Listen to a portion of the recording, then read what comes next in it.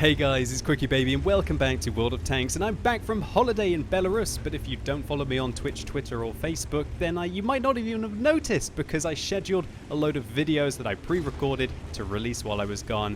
Hopefully you enjoyed them. It looks like you did. There's loads of views and lots of likes and great comments on those videos. I'll have to try and catch up on the comments.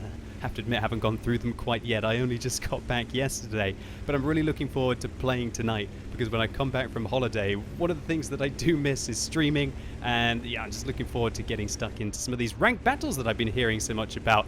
Pesky Wargaming releasing 9.19 patch just as I went away on holiday, so sorry my mod pack hasn't been released yet, but I just couldn't actually release it because I was in a different country without a computer or any of the programs that I need to be able to edit a video and then to release it. But I digress. I had an amazing time on holiday, absolutely fantastic. I've recorded a lot of video footage that I want to release. I've got maybe two, possibly three videos that I really want to showcase from my time when I was there. Not just a vlog, but also some relevant World of Tanks content and some awesome just all-round Tanks content as well. But no spoilers. That'll be coming up hopefully in the next week or so, but I am notoriously bad at actually getting around to edit the footage that I do record while I am away. But let's focus on what the point of this video is, and that is a play session from before I went away on holiday. This was from the 28th of May. I was flying a couple of days later. This was a late night session of World of Tanks. The game that you're watching right now was recorded at 1:25 AM. So in theory it was actually the 29th of May, but the stream started about 7-8 hours earlier. This was a 10-hour stream, and so I'm going to make quite a few mistakes in this gameplay. I was turning into a bit of a zombie when you've been streaming for 7 hours and you've only got up like once and your eyes are starting to blur a little bit. But I was on a mission, and that mission was to 3-mark the Patriot.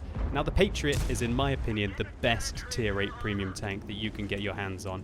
The reasons why I love this tank and the reasons why I wanted to 3-mark it are, firstly, look how empty that gun barrel looks without the 3rd star on it. You know, you need to have 3 marks of freedom on this vehicle to truly be able to get everything from it, I guess. Also, another reason why I wanted to 3-mark this tank is because I noticed that I was getting close. I was getting close to that magical 95%.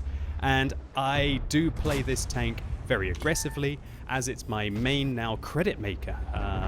That's one of the reasons why I do love this vehicle. The ammunition is cheap. It's very cheap, about 250 credits a shot and 240 average damage. And so that means the other American tier 8 heavy tanks, such as the Chrysler and the T32 with their 105mm, do 320 damage, so sure, more alpha, but their standard rounds have got 30mm less penetration, and they also cost 4 times as much. And so that means that for the shell price that you would fire in a T32 or a Chrysler for the standard ammunition, you could fire 4 rounds in the Patriot, which means that this thing just prints credits. Be checking a few websites. VB Addict is one of those. Fantastic statistics on that website. And it looks like the Chrysler is one of the most popular, or should I say, profitable tier 8 premium vehicles. I should probably do a video on profitable tier 8 premiums. That'd be something that I should get around to doing, but no promises on that. I've got so much to do right now. So those were a couple of reasons as to why I was trying to 3-mark a vehicle, something that I don't usually do, and a lot of people ask me why I don't try to 3-mark more tanks. And the reason why I don't try to 3-mark more tanks is because it requires a certain playstyle.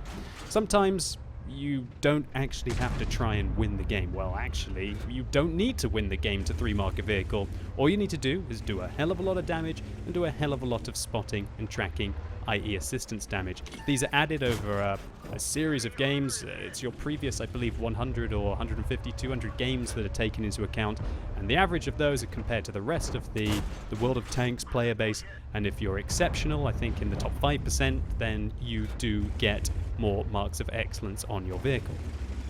Now, one of the reasons why I wanted to highlight this game in particular is because it's very important when you're trying to 3-mark vehicles when you get into your bad matchups. Quite often, heavy tanks such as the Patriot do exceptionally well in their good matchups when you know you've got tier 6, tier 7 tanks trying to engage you, but I should just commentate on what's happening here. That is a T110E3 who is moving very slowly and in an awkward fashion, and I called at the time that he must be pushing either the VK100-01P or the Object 704 backwards. Obviously, that T110E3 was very annoyed that the Object 704 or the VK did nothing. Well, actually, the VK's right there. That means that he must have been pushing the Object 704. And I was thinking about tracking the VK101. I'll get more onto that in a second. So I think that T110E3 was pushing the Object 704 backwards. Obviously, a bit annoyed at him for doing nothing. But do you know what? If you're in a tier 10 American non-turreted tank destroyer like the T110E3 and you're not doing very much with the game, I think it's up to you to carry this one, buddy. So I guess I did get a nice little damage farm at the end there on the T110E3 and a little bit against the VK 101p. And one thing that I was trying to say is that tracking is so important when you're going for your 3 marks of excellence. If you notice that an enemy vehicle has a hell of a lot of hit points remaining, it's quite often the best bet, or usually always the best bet, if you have a few tanks on your own team surrounding him to detrack him and to get all of the assistance damage instead of just going for the regular damage yourself. So arguably I made a little bit of a misplay here at the end of the game in the Patriot, but still a really good result. Nearly 5,500 combined in our worst possible matchup. So while that was a great round on Cliff, it didn't quite get me my 3 marks. I believe I went up to about 94.9% mark of excellence, but that is not 95%, and so I didn't manage to get it. After that, I got a little bit unlucky, maybe a little bit of tilt of getting so close to it and not succeeding, feeling a little bit of the pressure, and I went on a run of games that was not anywhere near as good as what you just saw, and I think I lost about 1% or even 2% mark of excellence over the subsequent hour. Now we're watching a game that was played at 2:46 AM, and we're just about to start to get back into the swing of things. Now this round we're playing, it's complete opposite, right? Previously you saw me having to shoot at some tier 10s, now we're shooting at some tier 6s. Although I would highlight that the kind of tier 6 heavies that we're engaging here are not the vehicles that you want to fight against in the Patriot. The Patriot has a really good turret, it also has some really nice frontal hull armor, but when you're playing against Japanese heavy tanks, and when you're playing against the OHO, those are the kind of vehicles that have big, high explosive, derpy guns, and you cannot block big explosive, high derpy guns there. And that Tiger 2 on the enemy team, he's decided to fire high explosive at me as well when he bounced his first AB round. Now we're going to be going against the front turrets on the mid plate of the O here. We put in 1 round, put in another round. That Tiger 2 comes around the corner. He's stunned momentarily. We're trying to get some spotting. I'm trying to light up these targets for my artillery of the Hummel on my team. Nearly said the enemy team there. I am so used to getting shot by the enemy artillery. I've got to watch out for that. No, but if I can spot for that Hummel, that's just as useful as me doing damage, remember, when you're going for your marks. So we're going to push over the ridge here, put 1 into the cheek of the OI, but pull back before that tier 6 Japanese heavy tank can give us a high explosive love tap that we certainly don't want. Sounds like the OHO missed, so I come around the corner, put another 1 into the OI, and the KV2 finishes him off. Can I finish off this OHO? I load a premium round to try and go through his turret, but we ricochet off the cheeks and oh, disaster. The OI tracks us there. The OHO does quite a small amount of damage there, only 125 with his high explosive gun. Very surprised about that. Will we be able to finish him off? There we go. There's the shot that we needed, but a little bit of poor play there. You know, you just can't afford to lose those 400 hit points willy-nilly, so to say, when you're trying to go for your marks. Every 1,000 counts. And you know what? This would have been, this is about an average game so far. 2,800 damage, 785 assistance. That would be, it would hold. It wouldn't get me any closer to the 3rd mark, but it wouldn't put me any further away. Sure, if you played like this every single game over the 100 games, then you're probably going to get your 3 mark. I think that's roughly what you need with the Patriot that I was able to find. You need about 3,500 combined damage and assistance, at least when I was playing the Patriot, to be able to get towards your 3 mark. When you're playing a tier 8 tank, that's certainly quite hard to get, right? Now, one thing that you must do when you're trying to 3 mark is just play as aggressively as you can. Sitting back there and not spotting, I want to be at the front of my team. And there you go, I'm spotting self-propelled guns. Hopefully we can get rid of this GW Panther. We stop for just a second. Do we put 1 into the top of that freaky looking alien mother kind of vehicle there? 102 hit points left on him. I want it, but I'm not going to get it. He pulls back behind the ridge, and I worry about him hitting me, but luckily he doesn't do any damage, just stuns my crew. But my med kit is on cooldown, so I'm unable to use it to put my crew back in, which means that I'm going to be very inaccurate at shooting at this this IS here. But luckily, it looks like that shell went exactly towards the IS, but he reappears, I believe, on the same hit points as once he left, so we don't do any more damage. But now we've moved from 3.5k now up to 4.5k, and that's a really good result. That's probably going to put me up about a 0.25% roughly when you do have these kind of games. But there's still a lot of hit points left on the enemy team. And this is one of the reasons why I don't like to 3-mark so much when I am streaming. When I'm playing World of Tanks, and most of the time that I'm playing World of Tanks, I'm actually streaming. I'm trying to put on a show. I'm trying to make it entertaining, and sometimes hanging around at the back certainly isn't going to achieve that. Sometimes I want to actually cap and try and win the game. But remember that when you're trying to get your marks of excellence, there's absolutely no point in trying to win. All you need to do is try and maximize the amount of damage you deal and the amount of spotting you deal. Sometimes that means that you need to run away and make sure you let your allies die and use them as meat shields to be able to maintain some more damage. Sometimes it'll mean that there are 5 tanks left on the enemy team. They're all mouse and they're situated maybe in the location like this, trying to get towards your base, and you don't sit in the cap circle and get a Kolobanovs. You should just instead try and put one more shot into the mouse, because winning the game is irrelevant for when it comes down to your marks of excellence.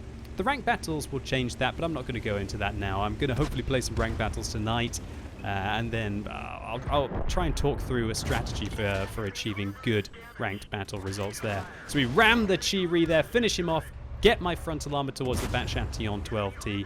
I set him on fire, another 364. He repairs it though, unfortunately, so that means we don't get the assistance. And we low roll. We roll for 210. He has 4 hit points left, which means that we don't quite get the top gun. But who cares about kills? It's all about the damage and the assistance when you're trying to 3-mark. So in the end, this was a cracking result. We're talking about 6.2k combined in the Patriot. That's probably going to put me about 0.75% closer towards that magical 95. So the game you just saw was played at 2:52 AM on that 29th of March. And this is the very next game. I'm playing on Karelia this time, standard game mode. One thing I believe that I recommend you do when you are trying to 3-mark your vehicles is to turn off the assault game mode, because I feel like the games are just too fast-paced. It can be quite tricky to be able to 3-mark, at least in my opinion, if you do have assault enabled, but that might be just for your heavies. You've got to think of a strategy. Maybe if you're going for your light tanks, you would want to have assault enabled to try and get those magical games on Sand River, for example, especially on your mediums. I think mediums do very well on assault, but I think for your slower heavies, especially if you're on the attacking team, it could be very, very tricky indeed. But this kind of a matchup for the Patriot is just absolutely awesome. What can you say about it? 1,376 damage dealt very early this game. Some to the VK3601, some to the SU-12244, and then the rest of it now towards this Tiger P, and also the Super Pershing, and one for good measure into the T150. And this is one of the reasons why I just love the Patriot. You know, that 2,000 base DPM. It's completely broken, this vehicle. There's no defending it. It's an overpowered tank, and maybe they did it because it's got an American flag on it. I mean, can you imagine if they'd released a vehicle which has "We the People" on the barrel and an eagle on the side, some stars, and it's got the American colors on it, and it's been a bad vehicle? I don't think that would have sat well, right? Maybe that's why they managed to have it come out so good. Anyway, I'm not here to talk about that. Let's just focus on how you can use the Patriot to its fullest to be able to try and obtain some marks of excellence in it. So I have a quick look to my left because I don't want to get pushed back and have that SU-12244 shoot me. But believe it or not, this Super Pershing, probably because he's pushing me downhill, actually has the momentum here, and he can stop me. Puts one round into me, the SU-12244 hits me in the back, and I'm just hoping that I roll high to be able to kill this Super Pershing. Well, it doesn't actually look like we quite needed a high roll. 209, it would have been a bit of a low roll if I hadn't. And I'm just thinking this SU-12244 has no chance against me. I have the high ground right. Just going to hide my lower plate, come around the corner, and bam. What? He just put a round right through my turret ring. Where did that go in exactly? Let's just pause that for a second to take a quick look. Surely. Oh my word. That killed my gunner. It took out my turret ring. There goes your repair kit and your med kit at the same time, as well as 393 hit points. I would have never have thought that 175mm gun would have been able to go through my vehicle, but probably his one chance. And yeah, you can see I'm looking at it when the replay happened at the time. Well, how did that one go in? I was probably cursing my luck considering this game was played at 3 AM. Ouch! And I'd been streaming since 5 AM on the previous day. But I'm the kind of person that when I start something, I get it done. But no spoilers, we'll have to see if this is the game or if there's going to be more games. Don't look at how long the YouTube video is to spoil it. You're just going to have to guess. So 3,200 damage so far, 1,000 assistance damage, 3 kills, great result, and I'm just going to be pushing my luck at the end of the game, and that's what I recommend you do in all of your vehicles that you are winning the game in. In your premiums, if you want to try and get as many credits as you possibly can, as much experience as you can to train your crews up, just be aggressive. If you can see that your team is going to win the game, it doesn't even really matter if you die. Fortunately, I take a big old hit from the artillery at 302 damage, and that means that as my crew is stunned, that I don't have the rate of fire to be able to reload to kill the IKV-90B and then get out of the line of fire, and the IKV-65-2 shuts me down from the other side of the map. Standard round there from that tier 6 Swedish tank destroyer, but it doesn't even really matter anyway. My team just goes on to finish this one.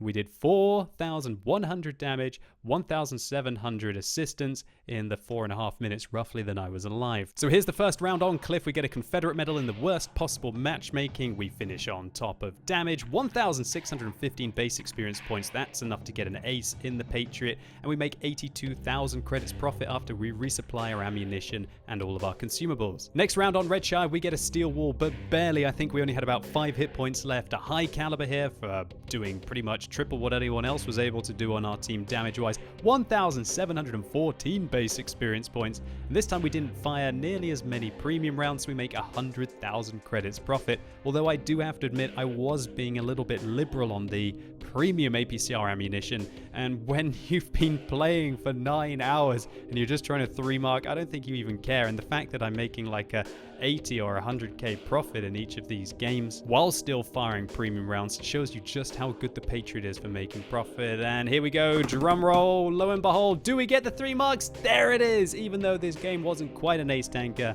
it was still a great result. We get a high caliber for the 4,156 damage that we dealt, 1,489 base experience points.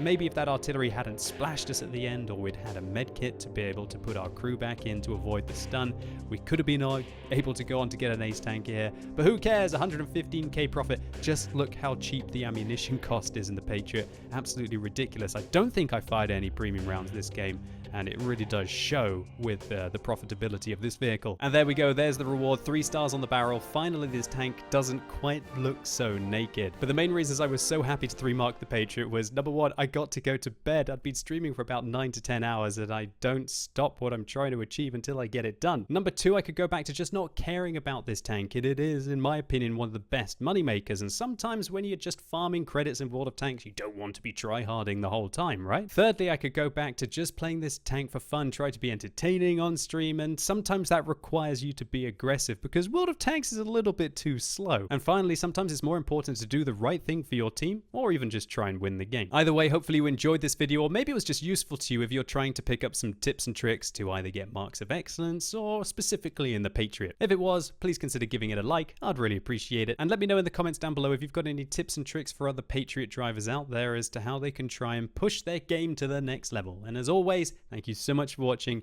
You've been epic, and hopefully I'll see you soon.